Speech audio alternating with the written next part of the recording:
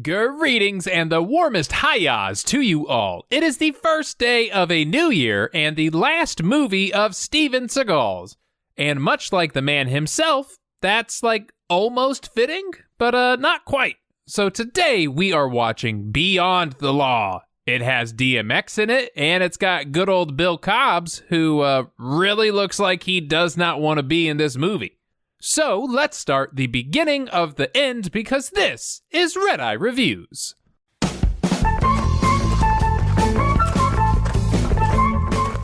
We have officially ran out of good studios because we have all kinds of nonsense. Like, I don't know, this animation kind of looks like you paid a college Minecraft YouTuber $30 and he did it on his lunch.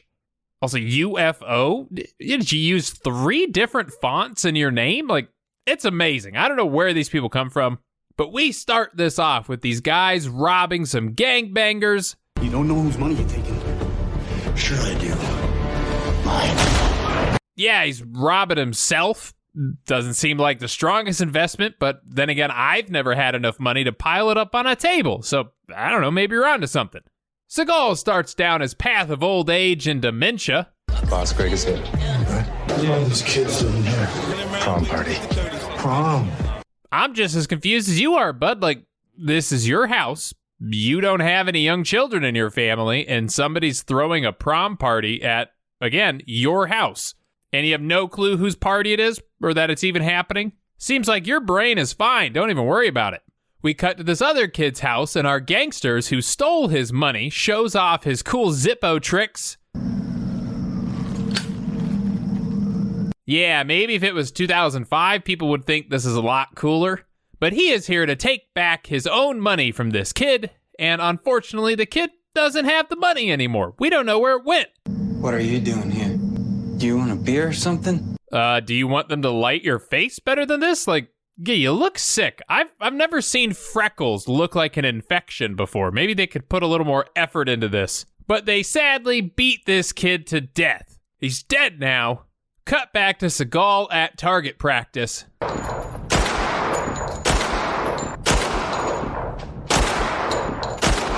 Okay, I am pretty sure this is Seagal, but like, are we supposed to be impressed here? What is that? That target's like 5 feet away from you. Your gun is practically touching the piece of paper. I got to clean up my house. I'll arrange that for you. Cool. All right. Wait, where did the bullet holes go? Were those holes CGI? Oh, I'm so confused. Does some mysterious man behind the scenes swap your target out in that 5-second interval? But across town, we see DMX. He has returned to the Seagal-verse, but even cooler, we get Bill Cobbs. Man, apparently stealing that Egyptian tablet from Ben Stiller did you 0 favors. Frank, this guy says he's been looking for you. You don't look like you want to be here, let alone be in this movie. However, we cut to yet another character.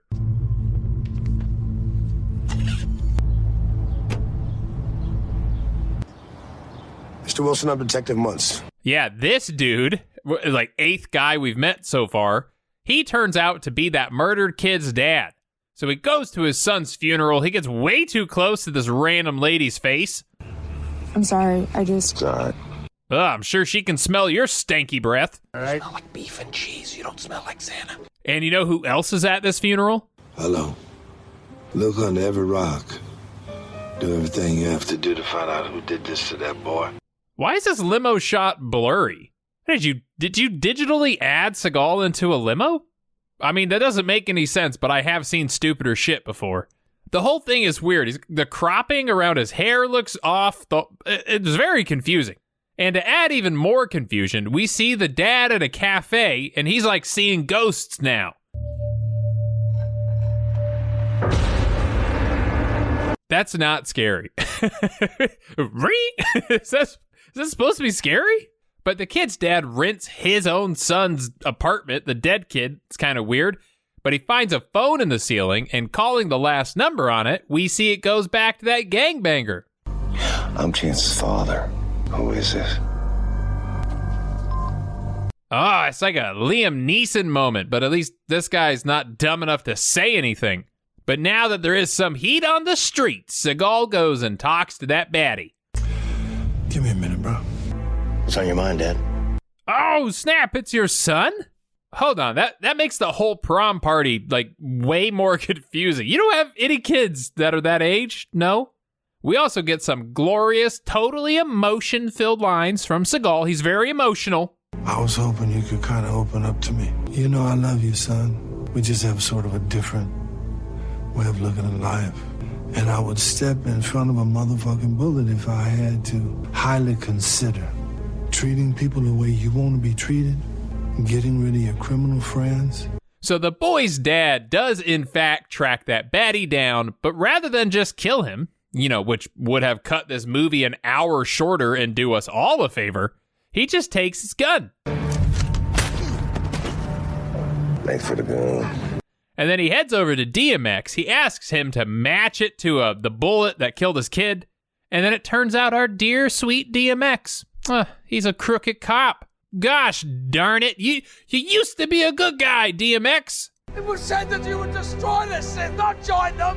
But now with all of this heat on Seagal's son, he's got to go talk to him again. You killed that boy.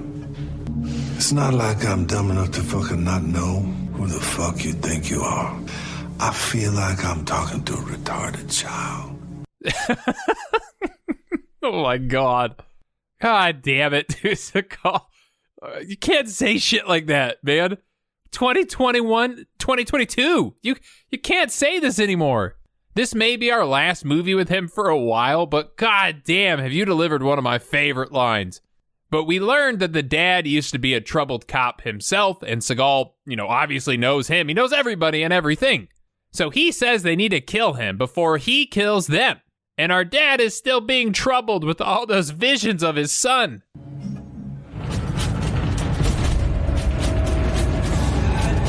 Dude, kid, stop. Just stop, man. You're so bad at being scary. Like, do you want a chance to be in any shitty B-rated horror movies after this? Because, that's where your future's heading, and you're kind of wrecking your own odds right now. But the dad realizing that the city is no place to stage his war, and him getting a hunch that DMX might be crooked, he heads home to his own house. Because he figures that if he kills him at his house, it's like considered self-defense and everything's fine. So everyone tracks him down to his house. They threaten Bill Cobbs real quick. What the hell you doing in my house? Where's Frank Wilson? He's a stone cold killer. So then they drive on over to his place.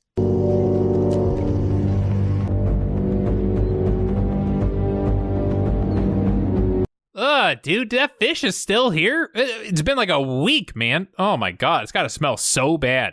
The boys head inside. The dad does like a super lame version of that Jason Bourne thing where he runs around outside killing everybody.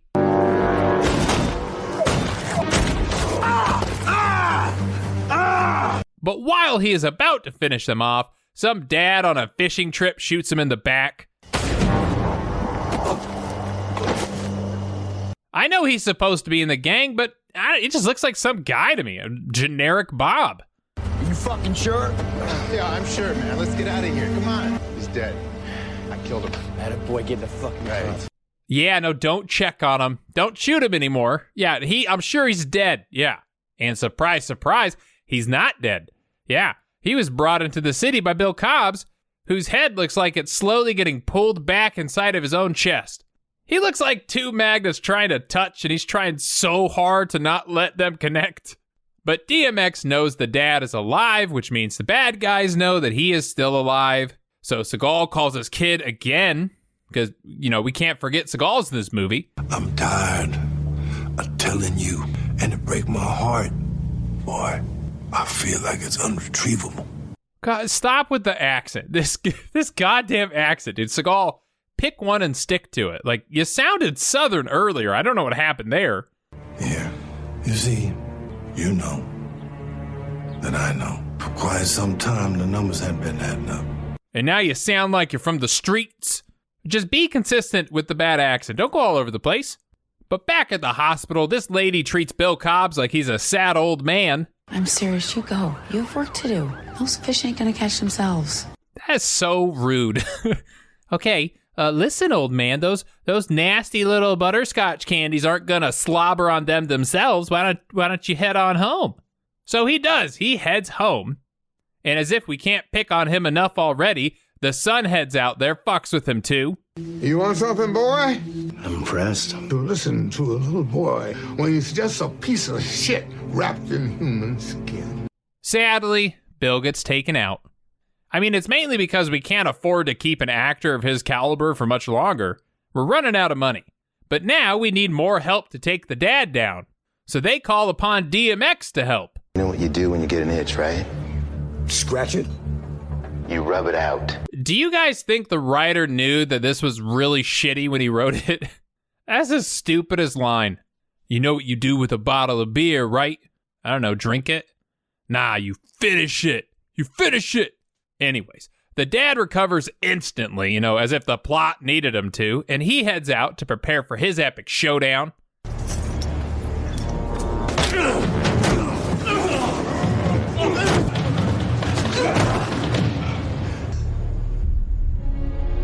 Come on, guys. How many movies? What is this? Crooked Cop Rulebook 101? Don't carry your badge on you when you do shitty crooked cop stuff? You big dum-dum. So we cut on over to DMX, who is so stupid, like he still thinks the dad hasn't figured out that he's crooked. He asks him to meet up to talk, and then he walks away into like a Fast and Furious music video. It's been a long day without you, my friend. But he does, in fact, meet up with the dad, and not surprising, the dad kills him, because, well, one, we know that DMX is crooked, everybody does, and, two, our movie's budget has to be close to zero by this point. We got to get him out of the movie. Meanwhile, Seagal learns some of his guys are crooked, too. Like, there's so much corruption going down in this city. Yo, boss. You've been running around behind my back? Don't say a motherfucking word to me. You don't want to be a gangster? That's part of the life, bitch. And here's a fun fact. They didn't show these kills because he missed all those shots. Yeah, clearly. He has been practicing shooting people at 5 feet away. These guys were, probably about 10 feet away. There's no chance in hell he can make that shot. What is he, a sniper? Well, that one movie he was, but not this one. Back to the dad. He finally runs into that son again, actually kills him. Look at me. Yeah, if you did this earlier, we wouldn't have had to sit here for the last hour to watch you do it again. But he heads off to Seagal, the final boss. He pulls a shitty Zippo trick of his own, really just to rub it in that his son's hobby is bullshit. And playing with the lighter is annoying to everybody. And that angers the large man, so the two get in an epic fight. Or not. Not at all. That was a fast as hell fight. But, like, a weird little surprise. Turns out he called the cops on him, and, like, now Seagal's going to jail. Yeah, that's fun. And the movie's over. Yeah, that is it. So let's head on over to Redeye Reacts.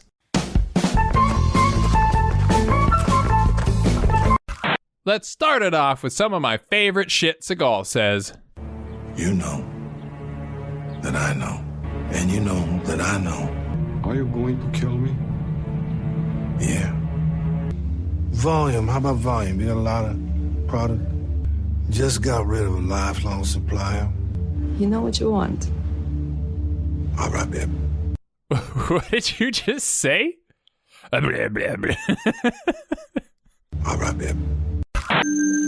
Hey, can I top you off?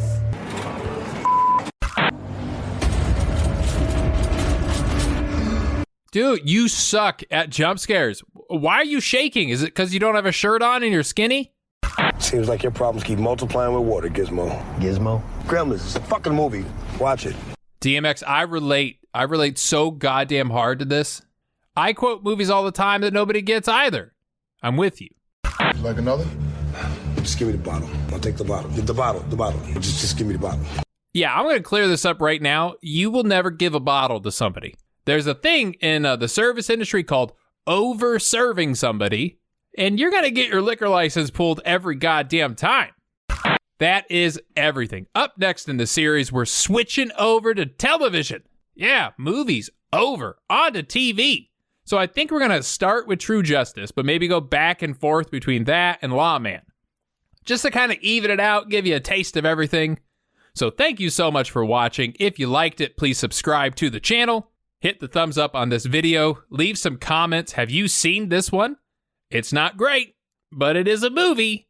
And thank you to the patrons on the Patreon page. If you would like to join that and have the power to vote on future movie reviews, head over to that page, link down below, Discord channel down below, and the merch store down below. I will see you next time, and until then, stay happy and stay healthy. You know what you want. All right, babe.